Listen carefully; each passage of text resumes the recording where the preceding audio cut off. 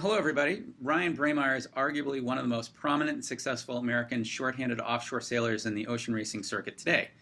He discovered his passion and natural talent for sailing at St. Mary's College in Southern Maryland. After that, he continued to grow his talents, competing for over 10 years on private racing programs in the U.S. and in the Mediterranean. In 2008, he moved to France to pursue his career on the professional shorthanded circuits, most notably the IMOCA class, which, for those of you who are not familiar with it, is the very top level of single-handed ocean racing. I'm very happy to have Ryan here with us this morning. So, Ryan, thank you for joining us. Yeah, no problem. Let's start off with, this. I get a lot of people who ask, so where'd you grow up? I grew up north of Washington D.C. in Maryland in a little town called Damascus, which is not at all on the water. And I actually didn't begin sailing until I was at St. Mary's College. I spent most of my time when I was a kid riding my bicycle and chasing cows around fields and this kind of thing. Yeah, Um, and when I went to St. Mary's, I I got into sailing there and have never stopped basically. So I grew up in Maryland. I'm a Maryland boy through and through basically. cool, good. So while you were there at St. Mary's, what got you into sailing? What drew you to it? Well, I went down there partially because I liked the campus so much, and I always liked being around the water, and I'd done a lot of fishing with my dad and stuff like that. But never any sort of sailing or big power boats or anything, more like canoes and that kind of thing. So I kind of went there for that. And then when I got there, I saw a sign on the side of a Coke machine that said, "Come down to the waterfront and try out sailing." And I said, "Hell, that sounds like a cool idea. Maybe I'll try it just for fun." And after that, I never stopped. I started working at the waterfront. I learned a lot about fixing boats before you know, I learned more about that in the beginning than I did about sailing them. But then I also started sailing, and the offshore sailing team there, as opposed to the dinghy sailing team, wasn't as serious, and they were willing to take pretty much anybody that was big and strong enough to sail a big boat, and so that's how I got involved to begin with. Excellent. You've had many amazing accomplishments in your career so far, including being on the crew that set the Golden Route Clipper race from New York to San Francisco. What would you consider to be one of the highlights of your career so far? Well, I think the thing I'm the most proud of is my Barcelona World Race. It was a project that I ran from the beginning, from the time that the project arrived. We more or less got the sponsoring together, and then I made all the decisions about boat preparation and sail choices and all that we did beforehand. And then we managed to get the boat around the world without destroying it too badly, and finished in a very good fifth place for that boat and for our first time around the world. Well, my first time around the world, Boris's second. And that's my biggest accomplishment is having not just finishing the around the world race, but dealing with the whole project from the beginning. That's the highlight for me. The being able to do all of it, not just show up on a boat and go sailing. So, what would you consider to be one of your toughest projects so far? Um, I think that and the Clipper route were both the biggest projects I've undertaken. The Clipper, I didn't have any part in with Maserati. I didn't really have any part in the organization of it all. But in terms of the sailing, Volvo 70 is, as everyone knows from watching the videos of the boats, that there's nothing about them that's set up to save you any labor or make things any easier on you. And Yeah. so, in terms of difficulty, sailing that boat around Cape Horn on the New York to San Francisco route was just as difficult as sailing around the world on an IMOCA. And IMOCA is a far easier boat to sail and a far easier boat to get to like 95% of the boat's potential. So that was definitely very tough. I can imagine. Absolutely. So, what do you think is the toughest part about shorthanded racing, and what sort of attracts you to that?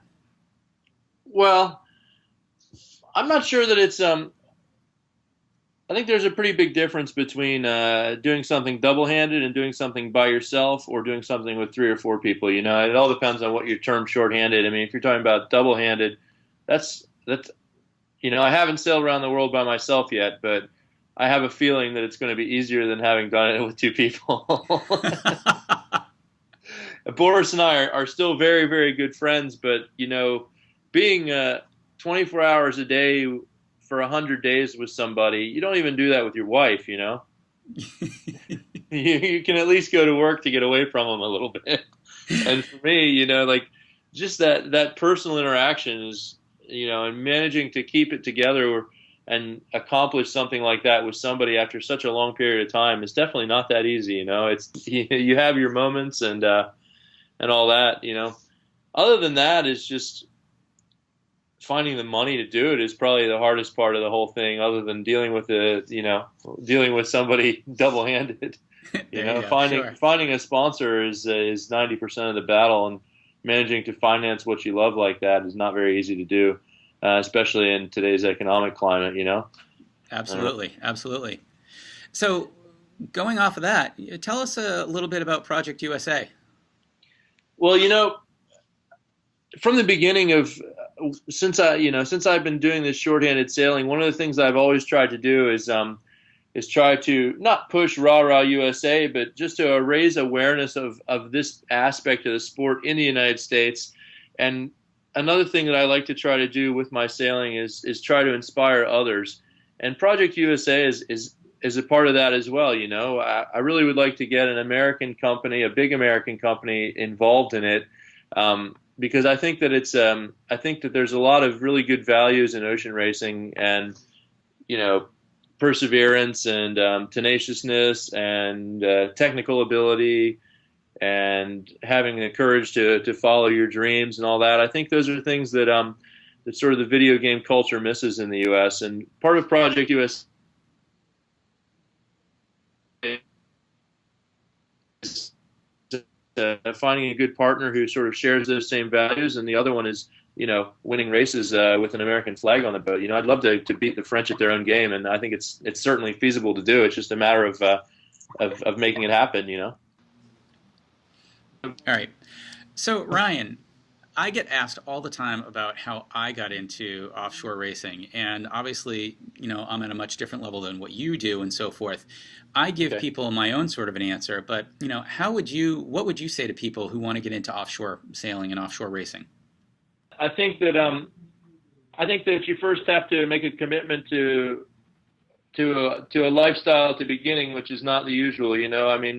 I lived out of a bag for 10 years when I first started this, and I think that everyone is pretty much going to that wants to do it. You have to really work hard, and you can't just be good at sailing a boat. You have to also be capable of fixing things. You have to be willing to get dirty and do all the shitty jobs. I guess that's the answer that everyone gives, but that's really it. Just like anything else that you do in life, you got to start at the bottom and work your way up, and nothing is for free. People are not going to ask you to come sailing with them just because you're, not to pick on anybody, but just because you're a good 470 sailor or whatever. That's going to get you nowhere in the offshore world. You also have to know how to splice a rope, maybe do some composite work, fix a motor, do some electronics, and you have to be willing to get your hands dirty, and you have to be willing to work 7 days a week for 10 years. Yep. That's to get to the level where I am in this is what you have to do. That's what I found. Excellent. So what do you think are the next steps for you? What's, other than Project USA, what's got you busy right now? Well, that's taking pretty much all of my time right now. The sponsorship search is definitely something that's a full time, and so that's what I'm working on for the most part now. In general, I like to sail on as many different projects as I can and as many different boats as possible. That way, you have a very well-rounded experience and you're good at a variety of different things. So hopefully I'm going to go and do some sailing with Alex Thompson soon here. He's involved with Project USA a little bit as well, and that'll give me it'll keep my hand in with the latest generation of IMOCAs, and otherwise maybe some more multi-hull sailing. We'll see. I've had a good run of that for the last 2 or 3 years. It's been a lot of fun, and it definitely makes you a better sailor in every way to sail on a variety of boats. So that's kind of my deal. Awesome. I've also been talking to somebody about doing some work on a new swan that's going to get launched. That's how I started my career, and I think that people respect my opinion about deck layout and sail handling and stuff, even on those kind of boats. So I'm going to maybe do a bit of that kind of work this winter as well. Excellent, excellent. Well, Ryan, thank you very much for joining us today. I really appreciate your spending the time with us this morning and giving us some insights on, what you've done, what you're doing, and, where you came from and everything else. I know that there's going to be a lot of people who are going to be very interested to hear what you have to say. So thank you very much again for joining us. It's no problem. Thank you very much. I really appreciate you taking the time to talk to me.